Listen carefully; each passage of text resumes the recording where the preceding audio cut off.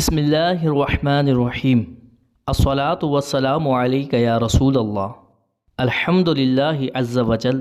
آج ہم فتاوی رضویہ کی جلد نمبر 24 کے رسالے نمبر 6 کا خلاصہ سننے کی سعادت حاصل کریں گے، جس کا نام اعجب الامداد فی مکفرات حقوق العباد ہے، یعنی بندوں کے حقوق کا کفارہ ادا کرنے والے امور کے بارے میں انتہائی حیران کن امداد، جو کہ 18 صفحات پر مشتمل ہے۔ سبب تصنیف: اعلیٰ حضرت رحمۃ اللہ تعالی علیہ سے سوال کیا گیا کہ کیا حقوق العباد صاحب حق کے معاف کیے بغیر معاف ہو سکتے ہیں؟ نیز حقوق العباد کی تعداد کتنی ہے؟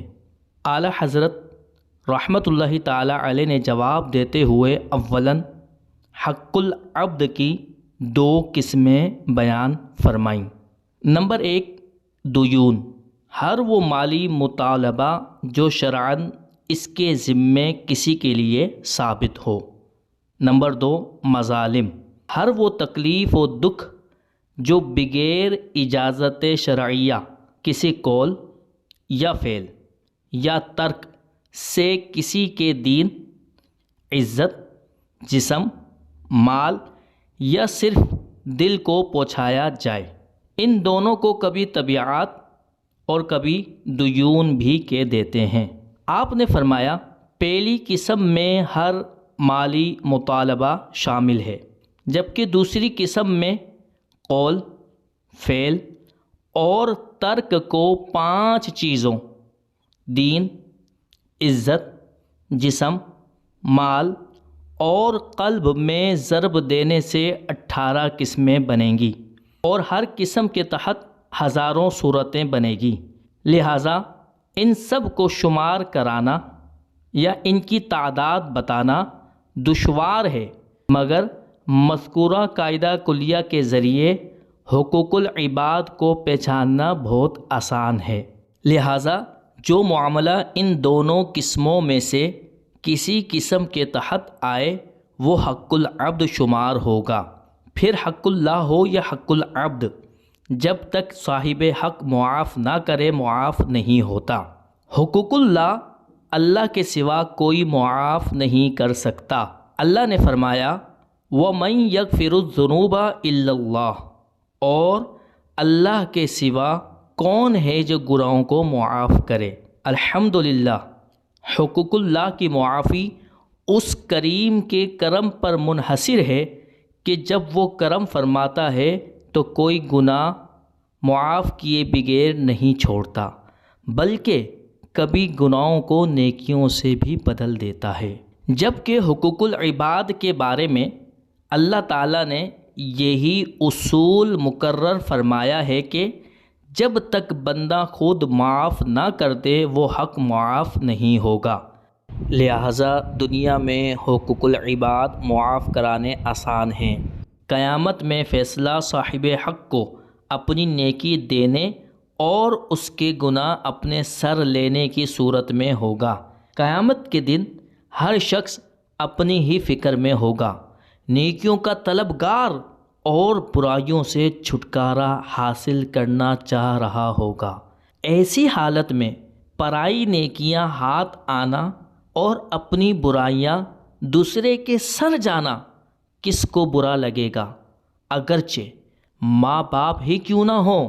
حدیث مبارک میں ہے، قیامت کے دن ماں باپ اپنے بیٹے سے اپنا قرض مانگیں گے، وہ اس امید پر کہ ماں باپ ہیں شاید رحم کر دیں، کہے گا کہ میں تمہارا بیٹا ہوں، مگر والدین کو ان کا حق دلایا جائے گا، اور والدین اس وقت یہ تمنا کریں گے کہ کاش ہمارا حق اور زیادہ ہوتا، یعنی تاکہ ہمیں بدلہ اور زیادہ ملتا، اولاد کی نیکیاں اور زیادہ ہمیں ملتیں۔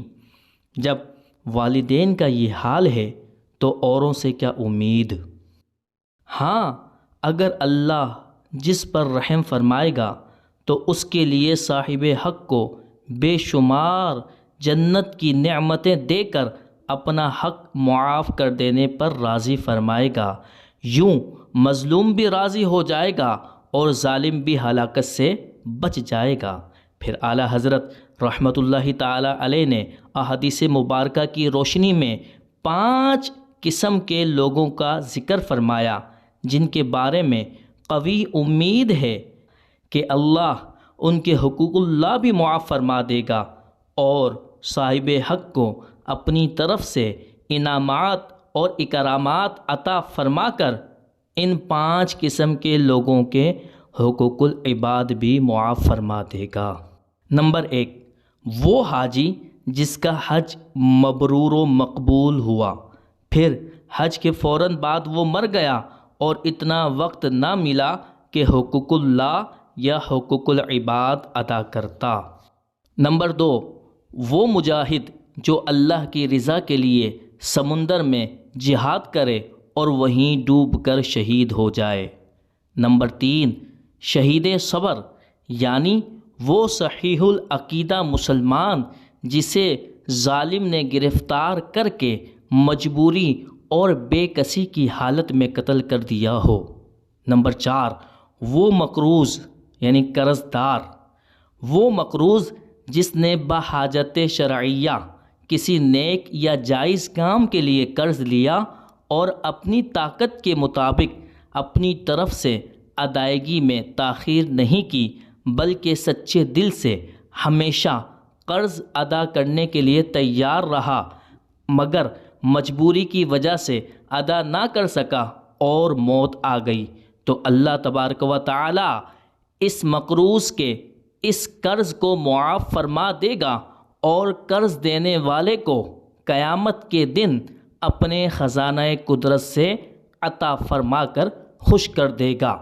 یہ بات یاد رہے کہ اس مقروض کے لیے یہ وعدہ معافی خاص اسی قرض کے متعلق ہے، تمام حقوق العباد کے بارے میں نہیں۔ نمبر 5، اولیاء کرام، کیونکہ اللہ تبارک و تعالی فرماتا ہے الا ان اولیاء اللہ لا خوف علیہم ولا هم یحزنون، خبردار بے شک اللہ کے ولیوں کو نہ کوئی خوف ہوگا اور نہ وہ غمگین ہوں گے۔ ان سے اگر حقوق اللہ میں بتقاضائے بشریت کوئی کمی ہو جائے تو ان سے وعدہ الہی ہے قد غفرت لکم من قبل ان تعصونی، یقیناً تمہاری نافرمانی کرنے سے پہلے میں نے تمہیں معاف فرما دیا۔ اسی طرح ان سے اگر حقوق العباد میں کوئی کمی واقع ہوئی ہو جیسے مشاجرات صحابہ کرام یعنی صحابہ کرام علیہم رضوان کے آپس کے اختلافات، تو اللہ تبارک و تعالی ان حقوق کو اپنے ذمہ کرم پر لے کر صاحب حق کو اپنا حق معاف کرنے کا حکم فرمائے گا اور ان کی آپس میں صلح و صفائی کرا کر آمنے سامنے جنت کے عالی شان تختوں پر بٹھائے گا۔ قرآن پاک میں اللہ تبارک و تعالی ارشاد فرماتا ہے وَنَزَعْنَا مَا فِي صُدُورِهِمْ مِنْ غِلٍّ إِخْوَانًا عَلَى سُرُرٍ مُتَقَابِلِينَ، ان کے سینوں کو کینوں اور کدورتوں سے ہم پاک صاف کر دیں گے، پھر وہ بھائی بھائی ہو کر دوسرے کے آمنے سامنے تخت نشین ہوں گے۔